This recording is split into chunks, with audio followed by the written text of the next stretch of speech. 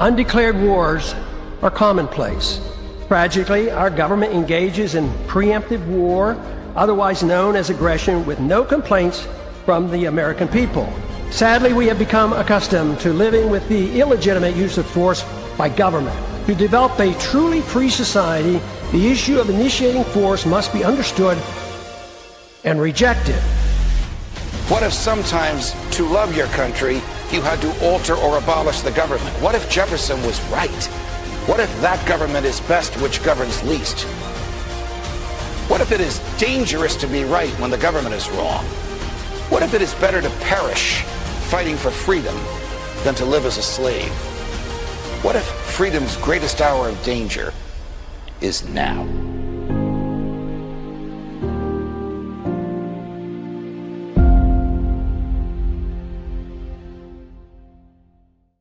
Hi, everyone. Judge Andrew Napolitano here for Judging Freedom. Today is Wednesday, February 4th, 2026. Gilbert Doctorow will be with us in just a moment on just what is President Putin telling President Trump. But first this. Don't you just cringe when people say, "I told you so"? Sorry, I told you gold and silver would reap the benefits due to excessive money printing, inflation, and global uncertainty. It's here. It's happened. Gold and silver have reached all-time highs. Did you call Lear Capital and buy some? It's not too late. Experts are predicting higher prices ahead. Why? Nothing has changed. Geopolitical chaos, cost of living crises, and a weaker dollar are driving central banks to boost their gold reserves. Forecasts suggest gold could hit $6,000 an ounce and silver $200 an ounce. Even Morgan Stanley ditched the 60-40 rule for 60-20-20, putting 20% into precious metals. They're getting educated, and you should too. Call the best in the business and the people I trust. Lear Capital. Get their reports, get the facts, get some gold and silver. Tell them the judge sent you and get up to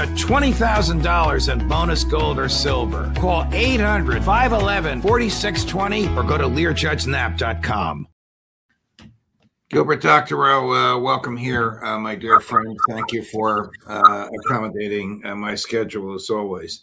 Does the Kremlin expect the United States to attack Iran one day soon?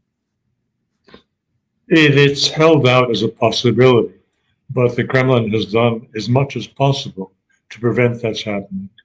And we know nothing about it. We know nothing about it because the Russians and Washington, using back channels, have proved very effective in maintaining top-level communications with no leaks. We don't really know the status of negotiations in Abu Dhabi. We don't know what they're talking about. All we hear is that they had constructive conversations. The same is true of the situation with respect to Iran. Nobody talks about Mr. Putin's possible discussions with Donald Trump and Mr. Dmitriev's certain discussions with his counterpart, Mr. Witkoff, when he was in Miami last weekend, over precisely the Iran question. Thus, keep in mind that Mr. Witkoff has both dossiers under his arm. So it is not the least bit surprising that at meetings that are ostensibly talking about Ukraine, they could very well instead have been talking about Iran. And I believe they were.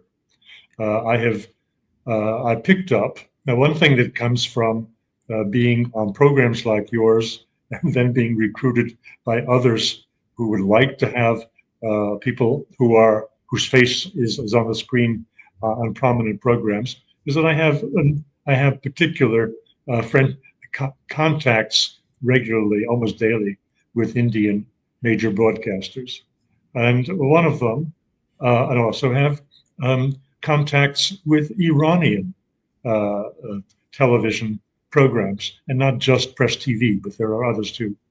And I received a note from one of those Iranian programs 4 or 5 days ago saying that they'd like a talk with me tomorrow. And by the way, what comment do I have on the fact that Iran is likely going to ship out its, 400 kilograms of highly enriched uranium, which Donald Trump supposedly destroyed? Anyway, that they would be shipping it out to China. Well, something is going on. And it was going on between the Russians and the Iranians and the United States. What And did so this it is today. what did this Indian television station or program or venue say to you? Well, this is a television station. Right now I'm talking about NewsX World, and I have in front of me what they sent me 10 minutes ago and what they want to discuss with me 5 minutes after this program is over. Russian Foreign Ministry says the following: only Tehran has the right to decide whether to remove uranium from the country. Well, it's under discussion. Did you know that? Russian Foreign Ministry says issue of removal of uranium from Iran is still on the table. On the table with whom? Well, of course, on the table with Donald Trump. They don't say that, but that's what we're talking about. So the question of Russia's, Mr. Putin's doing with Trump today, or trying to do with Trump today, what he did in 2013 with Barack Obama, when he intervened and found a proposal that both Syria and Washington would agree to. That is, instead of Obama proceeding with massive attacks on Syria over the alleged use of chemical weapons by the regime against protesters, that these chemical weapons would be sent instead delivered to American warships where they would be destroyed. That got Obama off the hook, but it caused a lot of problems for Obama domestically when he was criticized for that.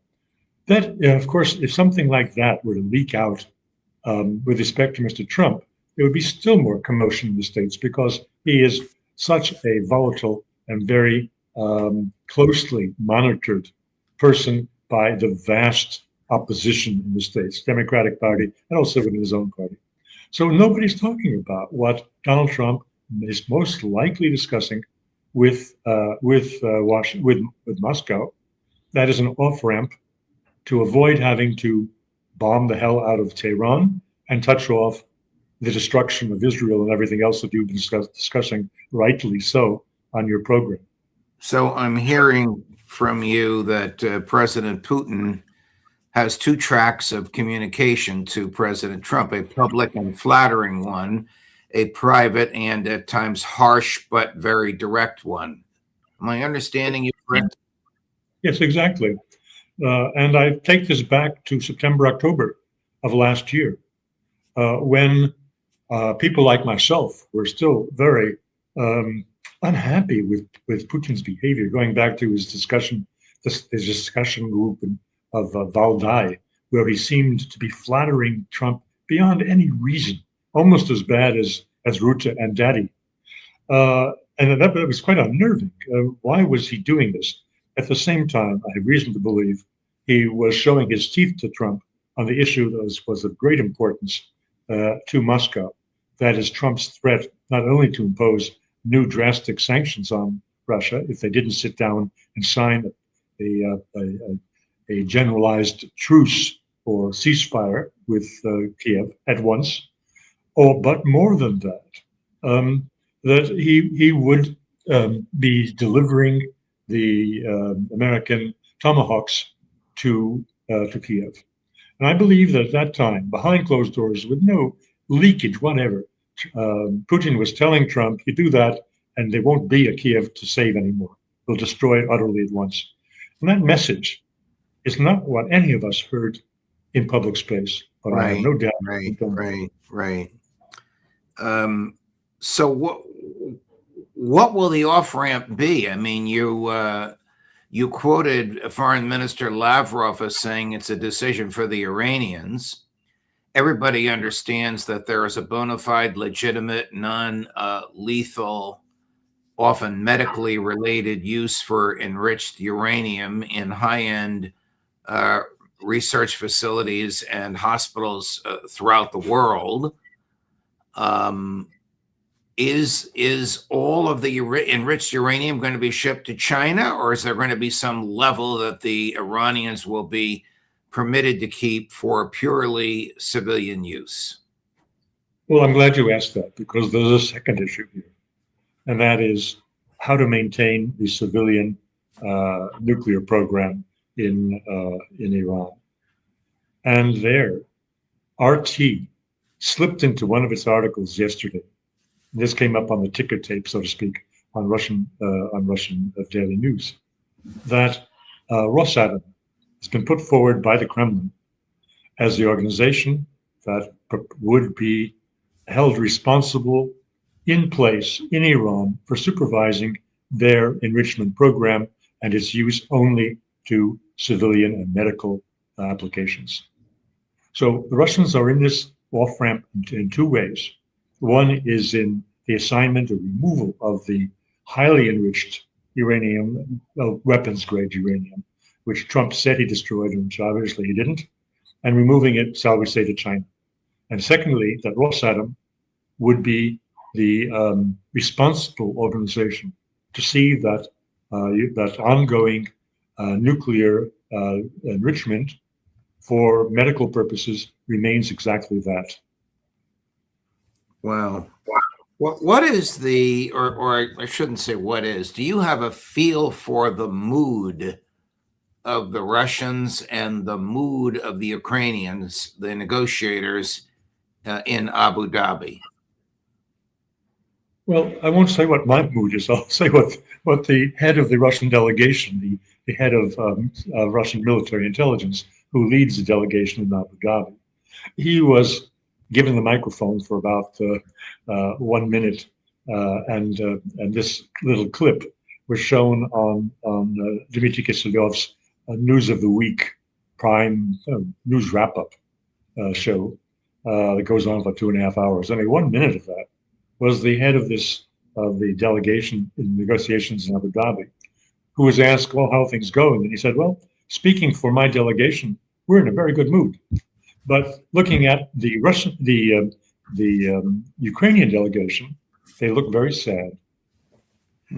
Are they confronting the inevitable, which would be acquiescence to Moscow's original demands? The loss of the territory of Russian-speaking persons, basically, not entirely, west of the Dnieper River. Excuse me, east of the Dnieper River, and the neutralization, the non-NATO presence of Ukraine. Are they coming around to that? And if they are, what about the Banderists? What about the nationalists? What about the fanatics that threaten to hang President Zelensky from a tree outside his office, going so far as to point out the tree if he were to agree to that? Well, if you want to look at the extremists, one of their number is heading the Ukrainian delegation to these talks in Abu Dhabi, Budanov. So I don't think he wants to string himself up to a tree.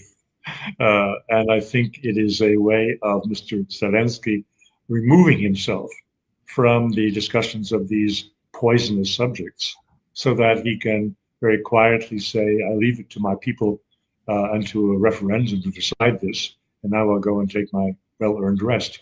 But let me just emphasize that anything that I'm saying now about the content of the negotiations, which is not divulged in any which way by the parties to the talks, it's all based on guesswork and little hints like the one I just mentioned, that the Ukrainian delegation is sad. Well, why would they be sad?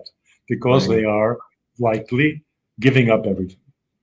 When President Trump asked President Putin not to attack cities for a 5 to 7 day period because of extreme cold, or at least that was the stated reason he gave, did President Putin comply with that? And if he did, is that time period now over? He did comply, and I consider that to be just a little test of goodwill, a test of commitment to a joint conclusion of the war with the Americans, in which Mr. Putin made this concession. He wasn't going to give more, because if he did, he would have serious problems at home with the patriots, with the widows, with everyone who has seen wealth and blood shed in this horrible war of 4 years. So he could not give more, but it was an indication that he is ready to share the the honors of concluding this war with a peace treaty together with Trump. So that's all it was, and it's over. As we know, yesterday the Ukrainians were complaining that there were 60 missiles and 460 drones sent by Moscow to Kiev and other major cities, with the result of so many deaths. And then, of course, we had Zelensky bleating all over the place that because the Europeans have not provided him with enough replacement air defense missiles, Patriot missiles, he stands naked against this aggression from Russia. All of that is there. Right. Is there any credence being given to, or significance being given to, the Americans shooting down a drone which they say was acting belligerently or suspiciously, I'm not sure of the word, something in that genre, toward the USS Abraham Lincoln, and that it was a Iranian drone? Now, look, it could have been a drone. It could have been a surveillance drone that got off course. It could have been a surveillance drone that was on course, that was perfectly lawful, or it could have been a threat. It could have been a false flag. Who knows? How do you read it?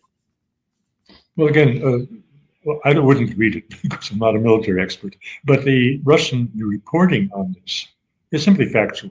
So such a drone was near the aircraft carrier and was shot down. They don't take a position on it, and they don't see any particular drama in it. Of course, for the United States, it has more interest because it demonstrates they actually can shoot something down. Though it was not a missile, it was one of the aircraft on that aircraft carrier that shot it down. Right. They don't talk about distances, but we do understand that and this is something that Al Crook has been saying, that the American task force has been moved beyond the 1,000-kilometer, whatever it is, range of Iranian missiles to avoid utter destruction should there be some missed signals and confusion over a pending American strike. So the fact that the Iranians would be searching for where exactly the carrier and the escorts are is understandable. The Russians have not read anything into this.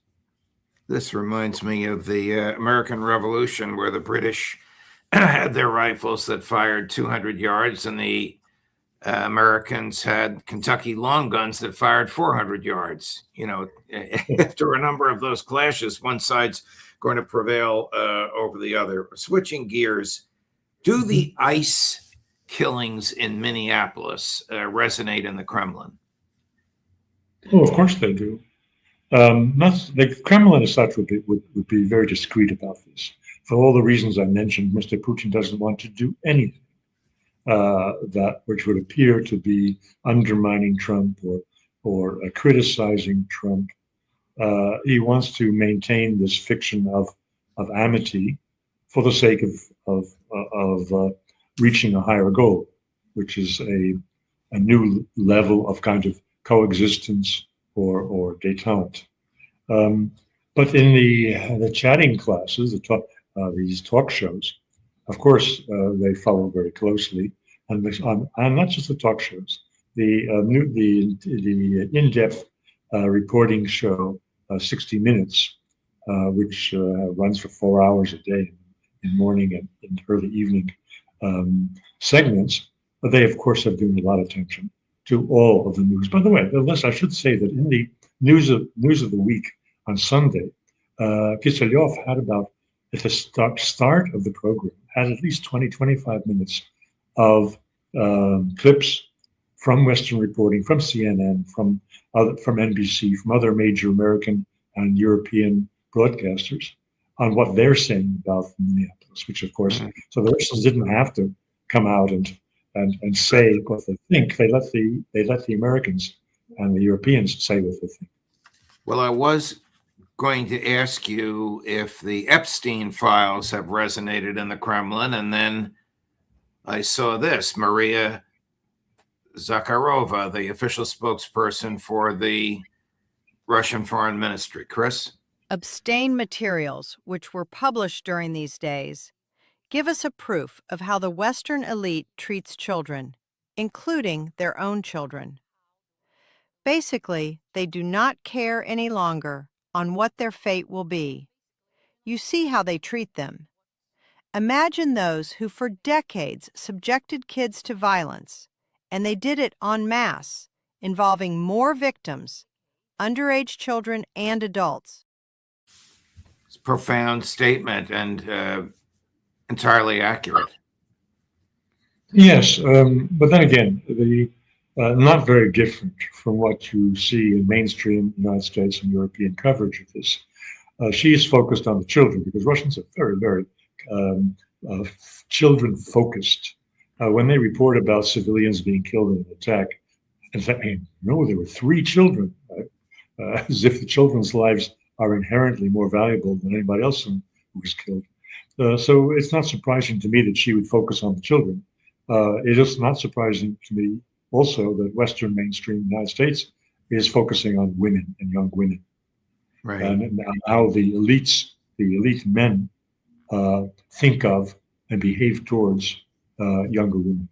Well, this is all going to explode again when Bill and Hillary Clinton testify. The dispute now as to whether their testimony, I don't know what Hillary knows about Epstein, but her husband was certainly there. Here's the Polish prime minister saying that Epstein was connected to Russian intelligence. Chris?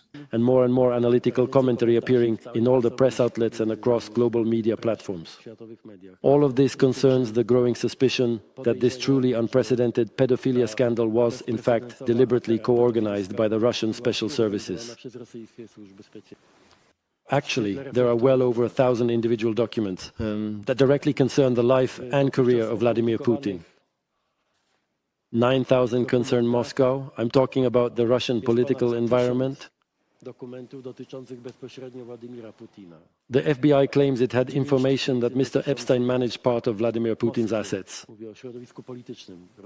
It is known that Epstein archived all his messages, emails, and documents. He archived videos and photos. He recorded and filmed influential and powerful leaders across the Western world, including various presidents, several prime ministers, and the CEOs of the world's largest companies. That this was a carefully prepared intelligence operation by the Russian KGB agency. This classic so-called honey trap, which is essentially just sweet bait, this was a trap specifically designed for the elites of the Western world, and most notably targeting the United States. I've not heard this before. There's 3.5 million pages of documents. I don't know of any one person that's gone through all of them. I don't know if he's correct about the number of mentions of Vladimir Putin, but it seems to me almost inconceivable that this was a KGB plot. Well, this is what Tusk would say. He is virulently anti-Russian. I think he would better just shut up, because if they look, they'll probably find Polish girls and Polish kierownicki, as it is in Polish, managers. That means the ones who are managing the hookers all over the place. They were Polish girls, they were Romanian girls, they were all the usual suspects who were recruited by Epstein. So it'd be better if Tusk just kept his silence, unless they find some pictures of him there. Yeah, I mean, this is almost Russiagate all over again, trying to argue that Russian intelligence is attempting to bring down American politicians by using underage females to tempt them. All right, enough with all this. Gilbert, a great conversation. Thank you for letting me go all over the place. I'm sorry we ended with this tawdry stuff, but it's front pages today, and we have to address it. Thank you for accommodating my schedule. We'll look forward to seeing you next week, my dear friend. Very good. Look forward to it as well. Thank you. Thank you. All the best. Coming up later today, this morning at 10 o'clock, Colonel Bill Astori. At 1 this afternoon, Professor Glenn Deason. At 2 this afternoon, Colonel Douglas McGregor. At 3 this afternoon, the great Phil Giraldi. Judge Napolitano for Judging Freedom.